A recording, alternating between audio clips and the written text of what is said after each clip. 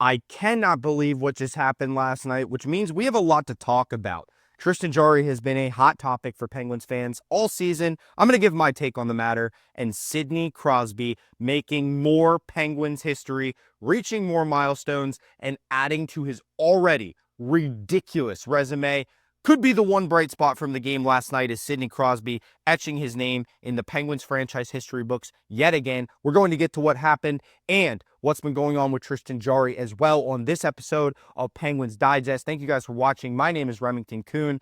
If you haven't already, subscribe to the channel, and we'll have the latest Penguins news, rumors, updates, and analysis here on Penguins Digest. Seriously, so much to talk about after the game last night against the New York Islanders. We're playing the Islanders again tonight, and we'll get to that as well. But first, stop blaming Tristan Jarry for everything. The Islanders scored a goal on their first shot of the game 5 minutes in, but Tristan Jarry got interfered with by Anthony Duclair. Mike Sullivan challenged the goal. It was called back, and it did not count. That was something I thought would energize the Penguins, kind of give them a little bit of a spark because they get rejuvenated, a second chance at life, if you will, not getting that first goal scored on them on the first shot, which has happened a lot this season. Normally, I would be open to criticizing Tristan Jarry and saying, oh yeah, he shouldn't have let that goal in. We sit here and we criticize the goaltender because he's the easiest person to criticize. He's the easiest person to put blame on aside from the coach or management. I look at social media, I see on X, Facebook, it doesn't matter, Penguins fans blasting Tristan Jarry, saying, oh, he let in an easy goal again, and Tristan Jarry's back to vintage form, being Swiss cheese. That is just not the case, all right? After that goal was called back, Tristan Jarry had some really good saves. And he actually had a lot of good saves in that game. And if you look back at the overall body of work from last night, Tristan Jarry was not the problem. I create this rule that if the Penguins score 4 goals, they should win the game. Well, there were really only 3 goals that were Jarry's fault. Take away the empty netter, take away a ridiculous deflection that happened 2 different times. There were some deflections that were impossible to see, impossible to stop, and an own goal. So if you're going to take all of that out of the equation, the Penguins probably won the game 3-2. You see what I'm saying? Even if you count the next goal that he got interfered with, you can count any of them. I don't care. Just know this. If you score 4 goals, you should win the game. If you score 3 goals or less, you have no room to talk bad about the goaltender. And that's just my personal opinion. Played hockey, coached hockey, was a referee. I understand the game. If you score 4 goals, you should win the game. If your goalie is up to it, if you don't make any dumb mistakes and you don't put the puck in your own net or something, God forbid. But last night, Tristan Jarry was not the reason the Penguins lost that game. He was not. And recently, he has not been the reason they're losing games. So stop the hate. Stop talking bad about our goalie. He is our goalie. He got a contract. He's going to be here for a while. So stop criticizing him. Let him do his job. Let Jarry do his job, and we will be okay. He is good enough. He's not the greatest goalie in the world. He's good enough, and I'm tired of everybody calling him Swiss cheese. I'm tired of everybody criticizing him every single game. Every time he lets a goal in, they say, oh, he couldn't stop a beach ball. Do you realize how hard goaltender is? I tried to play goalie. Goalie is the hardest position on the ice by far, and we need to understand that Tristan Jarry is doing his best. He's had a lot of big moments. He's been the reason they've won some games, and he's been keeping them in games, giving them a chance to win until it's absolutely over, till the very end. All of that just to say Tristan Jarry is not the problem right now. Can we stop criticizing this poor guy? He's in there doing his best. If we trade him away, so be it. I wouldn't complain at all. Joel Blomqvist sitting down there in the AHL. He's probably doing great. I haven't checked up on him, but he's great. Ned's okay, right? I mean, we have some good goalies. None of them are great, but we got some good goalies. So we either ride Jarry and we have faith in our guy and we stop blasting him every single game, or we get rid of him. And that's not up to us as the fans. So let's stop. Let's stop criticizing Tristan Jarry. It's not helping the team at all. Moving on to the next topic, a guy that we did trade for, P.O. Joseph, belongs. He looked fantastic. He made a great play in front of Jarry, blocking the passing lane on a 2-on-1. I like his physicality. He's moving the puck really well. He actually scored his first NHL goal against the Islanders years ago with the Penguins. So it's good to see P.O. playing well against a team that he made some history against years ago. And obviously P.O. Joseph, great addition for the Penguins, solid player on the back end. He's done everything he's been asked to do so far since we brought him back. There's a lot of defensemen that don't earn the minutes that P.O. Joseph should get. And until Marcus Pettersson and Owen Pickering come back, which hopefully Pettersson's back soon. We heard that he was skating without a non-contact jersey. That's good news. But P.O. Joseph has been a bright spot for the Penguins since since they brought him in. Great move by Kyle Dubas, continuing to show out, including last night against the Islanders. Special teams, decent, not dominant. Pens went on the power play less than a minute into the game. Kris Letang drew a penalty, being aggressive, driving. We talked about the success he's had against the Islanders in that video yesterday. Power play was not good or bad. Initially, they were just trying to settle in, and I noticed that a lot. They were just trying to settle in the first attempt, and then late in the game when they got some opportunities, they just didn't look perfect. They didn't look as crisp as they looked against the Flyers. And that's just the reality of the situation. You're not going to be perfect every single game, so we can't expect that. But if you look at the breakdown, a lot of things that you can pick out.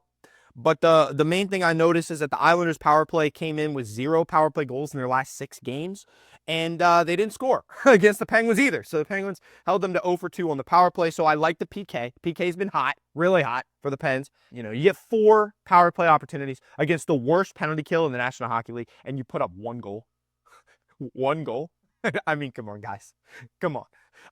So Pittsburgh responded with a surge on that power play, scoring their only power play goal of the game, and it was Michael Bunting. Who else but Michael Bunting? 6 of his 10 goals this season on the power play. 60%. I talked about being 55% last video. Now he's at 60%. So Michael Bunting continues to score on the power play. Love it. Crosby undressed a couple Islanders, set up Bunting for his team-leading 6 power play goal. It was Bunting's 10th goal of the season, and get this, his 200th career point. So history for Michael Bunting last night as well. Another bright spot for the Penguins, but it didn't result in a W, so who really cares? Not me. Moving on.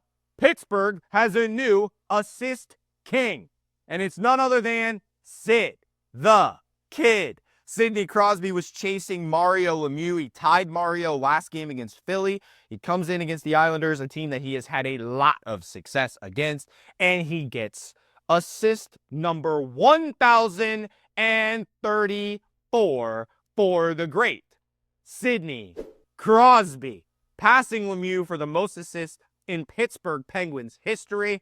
He has got every point, every goal, every assist in his career as a Penguin, and that should continue until his career is over and he decides to hang up the skates, because this guy is the greatest Penguin of all time, and nobody's going to tell me any different, saving this franchise when they were at an all-time low and winning them 3 Stanley Cups. Yeah, he's the greatest Penguin of all time. Come on.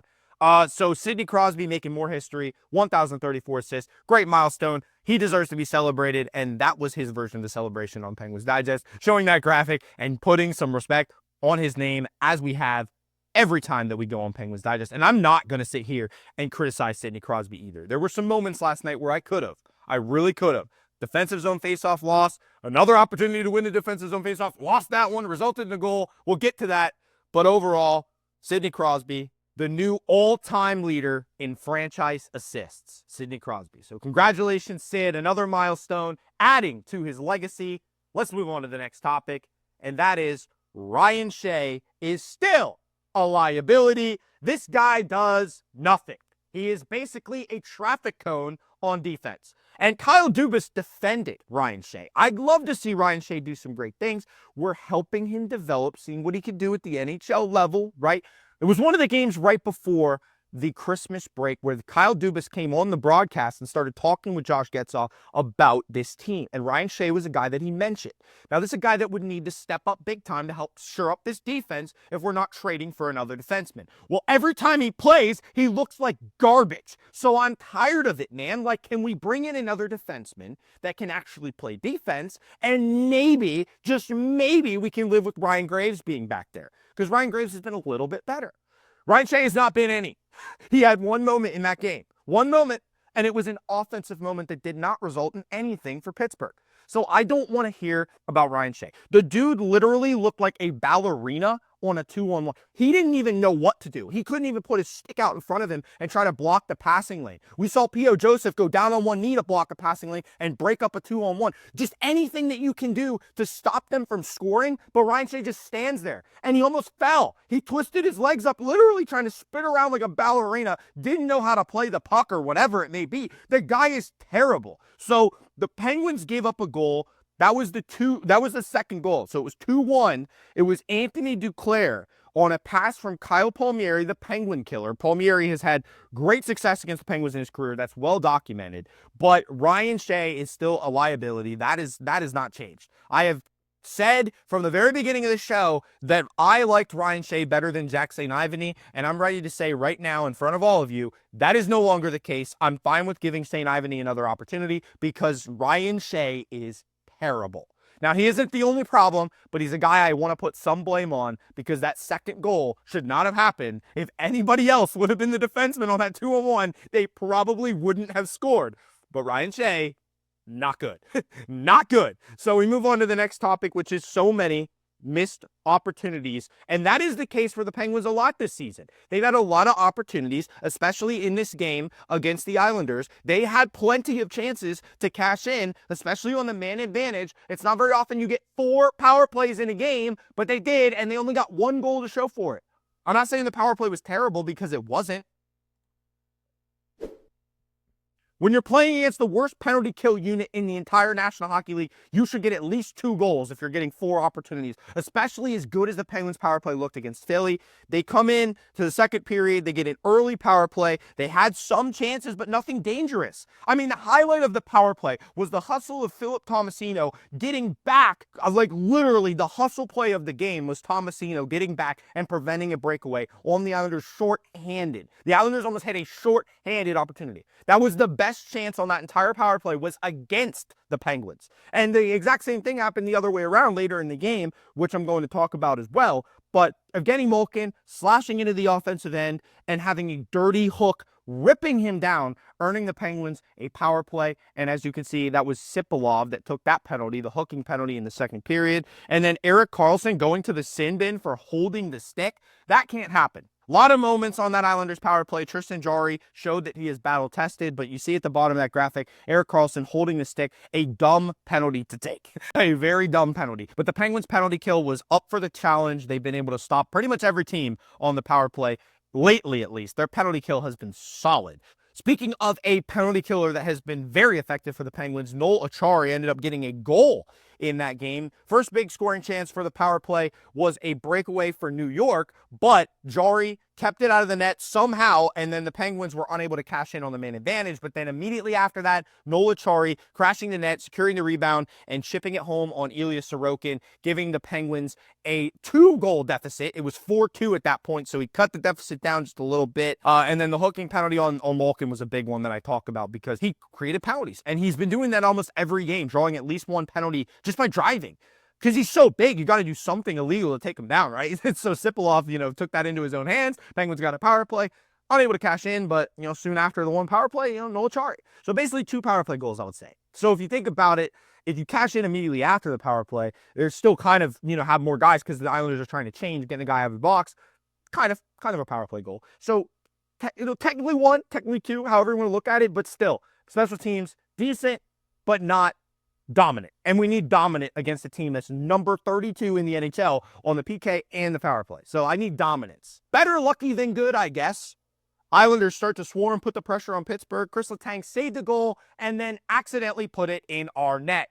How are you going to blame Tristan Jarry for that? I don't know, but Letang made a spectacular play, and then as he was trying to get the puck out of the goal crease, he just pushed it in the wrong spot and put it in the net. And it was very unfortunate. It was more luck than anything else, if you ask me. And that's the type of goal that when you see it, you kind of feel like you're going to lose the game, and that's how I felt after watching it, and it sucked because obviously the Penguins couldn't take a breath after that, and the Islanders score again with Casey Cizikas, who had a perfect deflection on a rocket from the point by Alexander Romanov, and the Penguins find themselves in a 3-goal hole halfway through the game. Not good, but 3 seconds is plenty of time.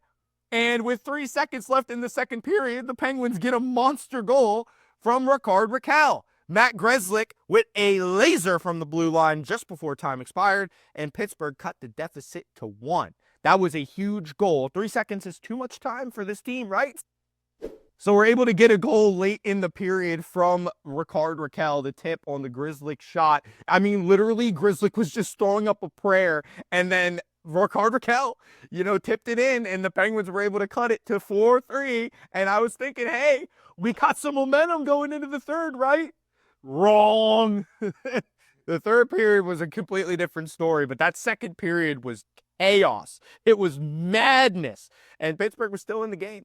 I mean, that's all you can really say. They were still in the game. So, I mean, we weren't out of it. It's still a chance, right? No, a third period to forget. For the first 5 minutes or so, both teams were able to put anything together. Just turnovers, inability to hold on the puck.